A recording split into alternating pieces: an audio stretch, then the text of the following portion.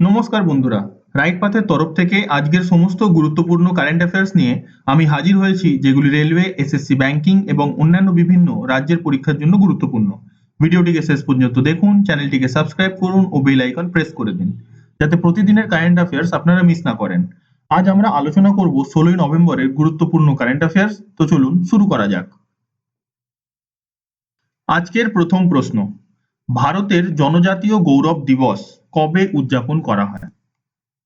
তো 15ই নভেম্বর মহান স্বাধীনতা সংগ্রামী ও আদিবাসী নেতা ভগবান বিরসা মুন্ডার জন্মদিন হিসাবে পালিত করা হয়। সেই জন্য প্রতি বছর 15ই নভেম্বরে জনজাতীয় গৌরব দিবস হিসাবে পালিত করা হয়। 2025 সালে তার জন্মজয়ন্তী পালিত হচ্ছে 150তম বর্ষ, অর্থাৎ 1875 তিনি জন্মগ্রহণ করেছিলেন এবং এখন 2025। বিরসা মুন্ডা ব্রিটিশ শাসনের বিরুদ্ধে উলগুলান নামে ঐতিহাসিক বিদ্রোহের নেতৃত্ব দেন।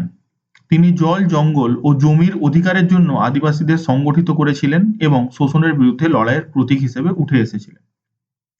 2021 সাল থেকে ভারত সরকার এই দিনটিকে জনজাতীয় গৌরব দিবস হিসাবে পালিত করে।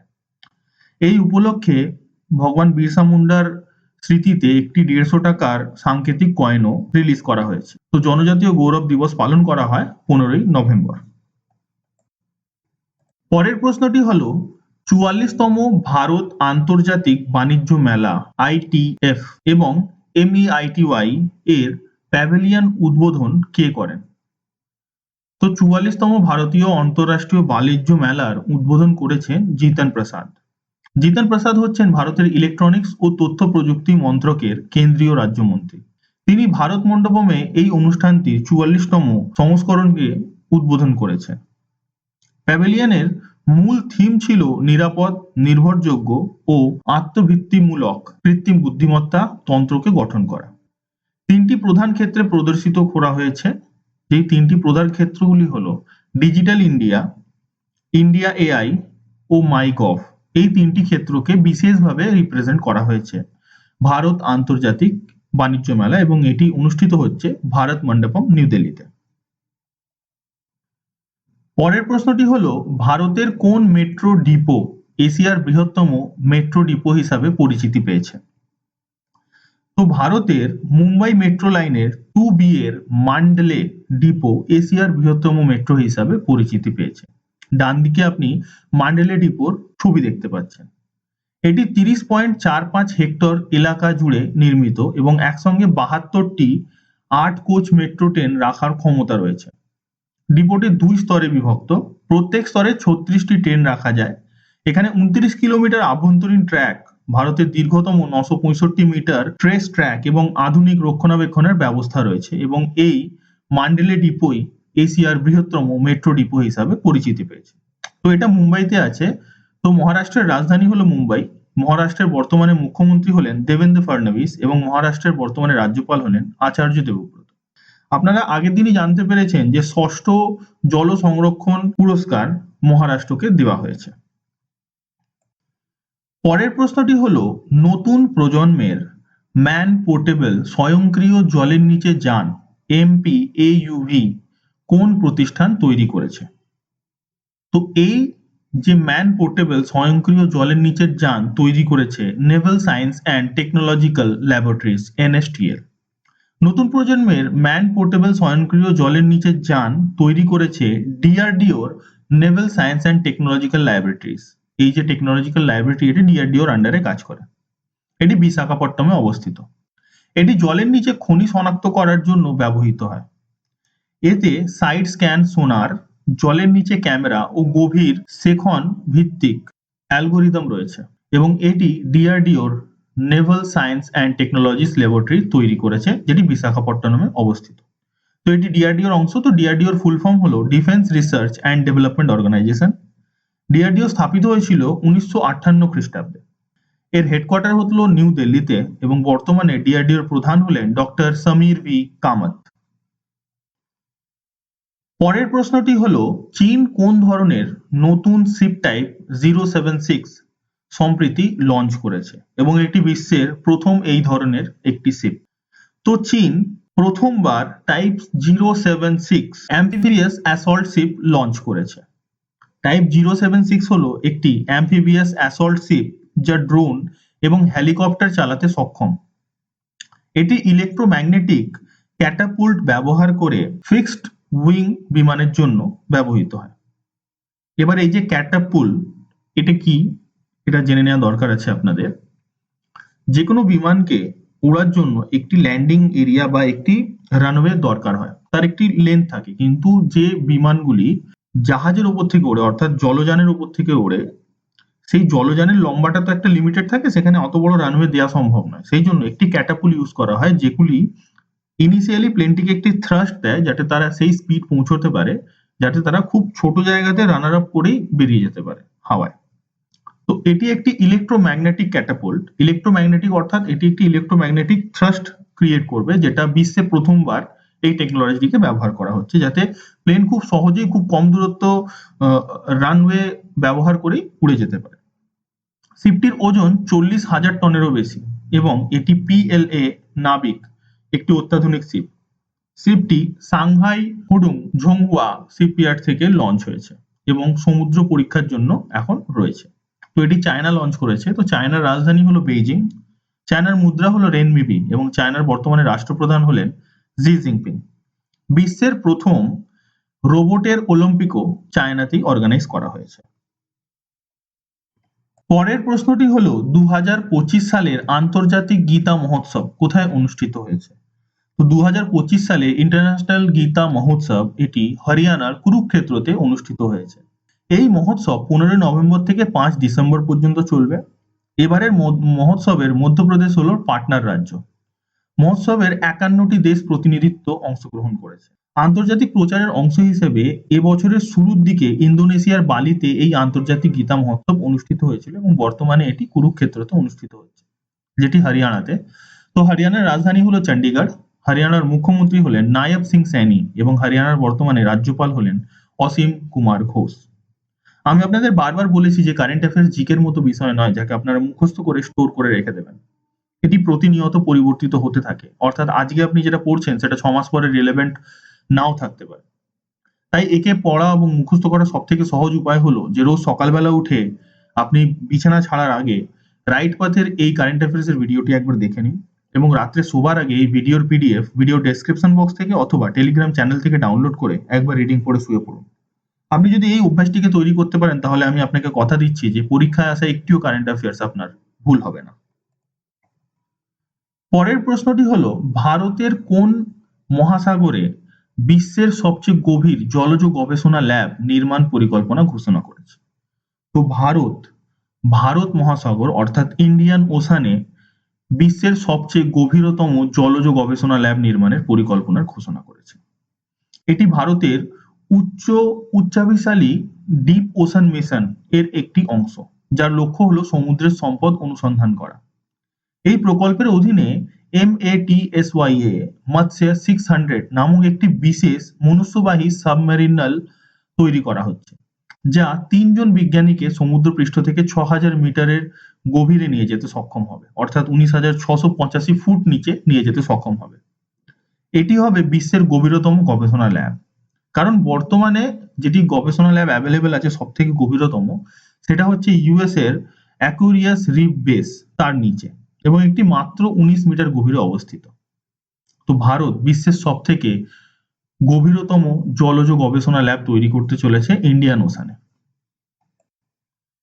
পরের প্রশ্নটি হলো আমেরিকার অ্যান্ডিউরেল এবং কোন দেশের সঙ্গে যৌথভাবে ওমেন ড্রোন তৈরি করছে? তো আমেরিকার একটি সংস্থা যার নাম অ্যান্ডিউরেল, সেটি ইউএই অর্থাৎ ইউনাইটেড আরব আমিরাত এর সাথে মিলে ওমেন ড্রোন তৈরি করছে। আমেরিকার অ্যান্ডিউরেল এবং সংযুক্ত আরব আমিরাতের এজ গ্রুপ যৌথভাবে ওমেন ড্রোন তৈরি করছে। ওমেন হলো একটি tail shifting vertical take off and landing drone, অর্থাৎ এটি ভার্টিক্যালি হাওয়ায় উঠতে পারে, যেরকম হেলিকপ্টার উড়ে যায় ভার্টিক্যালি সেরকম। এটি হাইব্রিড ইলেকট্রিক্যাল প্রোপালশন সিস্টেম ব্যবহার করে এবং সামরিক ও বেসামরিক উভয় কাজেই ব্যবহারযোগ্য হবে, অর্থাৎ এটি অ্যাটাকিং ড্রোন হিসেবেও কাজ করবে এবং বিভিন্ন সার্ভেলেন্স ড্রোন হিসেবেও কাজ করবে। এবং ইউএই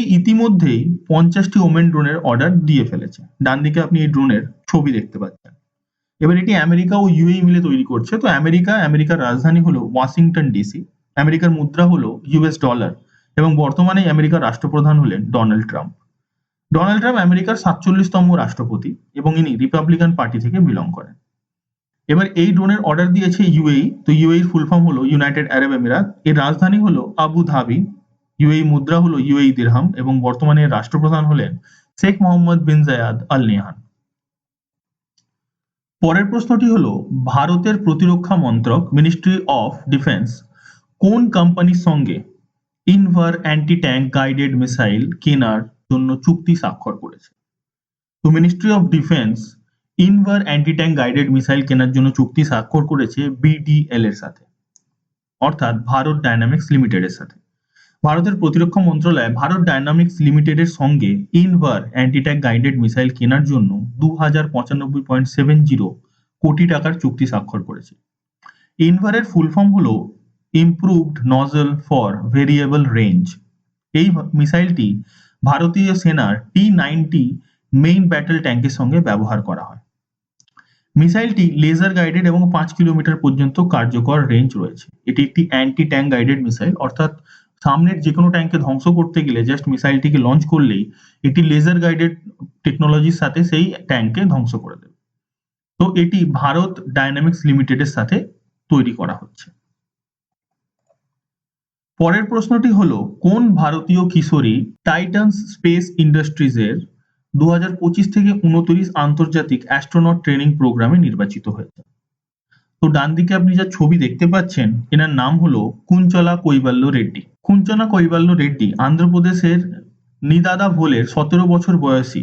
ইনি টাইটান স্পেস ইন্ডাস্ট্রিজের 2025 থেকে 29 আন্তর্জাতিক অ্যাস্ট্রোনট ট্রেনিং প্রোগ্রামে নির্বাচিত হয়েছেন। এই প্রোগ্রামে মোট 150 জন প্রার্থী নির্বাচিত হয়েছেন, যার 36টি দেশ থেকে আসছে এবং এটি নাসার আন্ডারে অর্গানাইজ করা হচ্ছে। ইনি এর আগেও নাসার বিভিন্ন মিশনে অংশগ্রহণ করেছেন এবং ইসরো থেকেও অনেক অ্যাওয়ার্ড পেয়েছেন। তো এটি নাসা অর্গানাইজ করছে। তো নাসার ফুল ফর্ম হলো national Aeronautics and space administration. NASA স্থাপিত হয়েছিল 1958 খ্রিস্টাব্দে এবং এর সদর দপ্তর হলো ওয়াশিংটন ডিসিতে। বর্তমানে নাসার প্রধান হলেন সান ডেফি।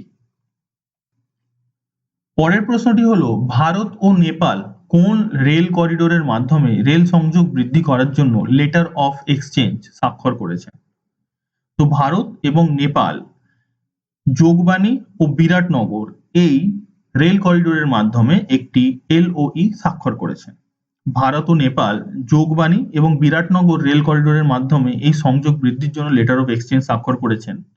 এই চুক্তি কলকাতা ও বিশাখাপট্টনম বন্দর থেকে নেপালের মোরাং জেলার কাস্টম ইয়ার্ড পর্যন্ত সরাসরি রেল পরিবহনের সম্ভাবনাকে আরো জোরদার করে তুলেছে। তো এটি নেপালের সঙ্গে হয়েছে। তো নেপালের রাজধানী হলো কাঠমান্ডু, নেপালের মুদ্রা হলো নেপালি রুপিয়া এবং বর্তমানে নেপালের প্রধানমন্ত্রী হলেন সুশীলা কার্কি। পরের প্রশ্নটি হলো রোজাং লা যুদ্ধ স্মৃতির জন্য কোন স্মারক স্ট্যাম্প উন্মোচন করা হয়েছে? তো রোজাং লা যুদ্ধ স্মৃতির জন্য মাই স্ট্যাম্প উন্মোচন করা হয়েছে। এই উন্মোচন করেছেন প্রতিরক্ষা মন্ত্রী রাজনাথ সিং। স্ট্যাম্পটি উৎসর্গ করা হয়েছে 13তম ব্যাটালিয়নের কুমায়ু রেজিমেন্টের মেজর শৈতান সিং ভাটিকে। ইনি পরমবীর চক্র বিজেতা। স্ট্যাম্পটি উন্মোচন করা হয়েছে রোজাং লা যুদ্ধের 63তম বার্ষিকীর আগে। রোজাং লা যুদ্ধের স্মৃতিস্তম্ভ লাদাখের চুশুলে অবস্থিত। ডান দিকে আপনি এই ওয়ার মেমোরিয়ালের ছবি দেখতে পাচ্ছেন এবং মধ্যখানে যার মূর্তি আপনারা দেখতে পাচ্ছেন এনারই নাম হলো মেজর শৈতান সিং পরমবীর চক্র বিজয়ী। এবারে আজকের হোমওয়ার্ক কোয়েশ্চেন। আজকের হোমওয়ার্ক কোয়েশ্চেনটি হলো এক্সারসাইজ গরুড়া 2025 কোন দেশের সঙ্গে ভারতের একটি যৌথ এয়ারফোর্স এক্সারসাইজ? এর 4টি অপশন দেওয়া রইল, যার মধ্যে থেকে সঠিক উত্তরটি এবং এই প্রশ্ন সম্পর্কে আরো যে তথ্য আপনাদের জানা আছে আপনারা সব কমেন্ট বক্সে লিখে জানাবেন। যদি এর উত্তর আপনারা না জানেন তাহলে আমাদের গতকালের ভিডিওটিকে দেখবেন অথবা গুগল সার্চ করবেন, কিন্তু অবশ্যই এর উত্তর আপনারা লিখে জানাবেন, কারণ আপনারা একবার যেটা লিখে দেবেন সেটা আপনারা সহজে ভুলবেন না। এবারে গতকালের হোমওয়ার্ক কোয়েশ্চেনের উত্তর। গতকালের হোমওয়ার্ক কোয়েশ্চেন ছিল 2025 সালে ইউনেস্কোর নতুন মহাপরিচালক হিসাবে কে নির্বাচিত হয়েছেন? 2025 সালে ইউনেস্কোর নতুন মহাপরিচালক হয়েছেন খালেদ এল এনানি। খালেদ এল এনানি ইজিপ্ট থেকে বিলং করেন। রাইট পাথের তরফ থেকে এটা ছিল আজকের মোস্ট ইম্পর্টেন্ট কারেন্ট অ্যাফেয়ার্স। ভিডিওটি আপনাদের পছন্দ হলে এবং কন্টেন্ট ভালো লাগলে অবশ্যই ভিডিওটিকে লাইক করবেন এবং চ্যানেলটিকে সাবস্ক্রাইব করবেন, সাথে বেল আইকনটিও প্রেস করবেন যাতে আমরা এই ধরনের আরো কন্টেন্ট আপনাদের জন্য আনতে পারি। ভিডিওটি কেমন লাগলো সে বিষয়ে অবশ্যই নিজের মতামত কমেন্ট বক্সে জানাবেন এবং ভিডিওটি পছন্দ হলে নিজস্ব বন্ধুদের এডুকেশন গ্রুপে ভিডিওটি অবশ্যই শেয়ার করবেন যাতে এই ভিডিও দেখে আরো সবাই উপকৃত হতে পারে। এই ভিডিওর পিডিএফ আপনি ভিডিওর ডেসক্রিপশন বক্স থেকে ডাউনলোড করতে পারেন অথবা টেলিগ্রাম চ্যানেল থেকেও ডাউনলোড করতে পারেন। টেলিগ্রাম চ্যানেল জয়েন করার লিংক আপনি ভিডিওর ডেসক্রিপশনে পেয়ে যাবেন। এখানে এছাড়াও আপনি অন্যান্য পরীক্ষা সম্পর্কে আপডেট এবং ফ্রি কন্টেন্টও পেয়ে যাবেন। লেটেস্ট আপডেটের জন্য অবশ্যই আমাদের রাইট পাথের ফেসবুক এবং ইনস্টা পেজ ফলো করতে ভুলবেন না। ইনস্টা ও ফেসবুক পেজের লিংক আপনি ডেসক্রিপশন বক্সেই পাবেন। আজকের মতো এইটুকু। আবার কাল দেখা হবে কালকের মোস্ট ইম্পর্টেন্ট কারেন্ট অ্যাফেয়ার্স নিয়ে। নিজের খেয়াল রাখুন এবং পড়াশোনা ভালো করে চালিয়ে যান। জয় হিন্দ।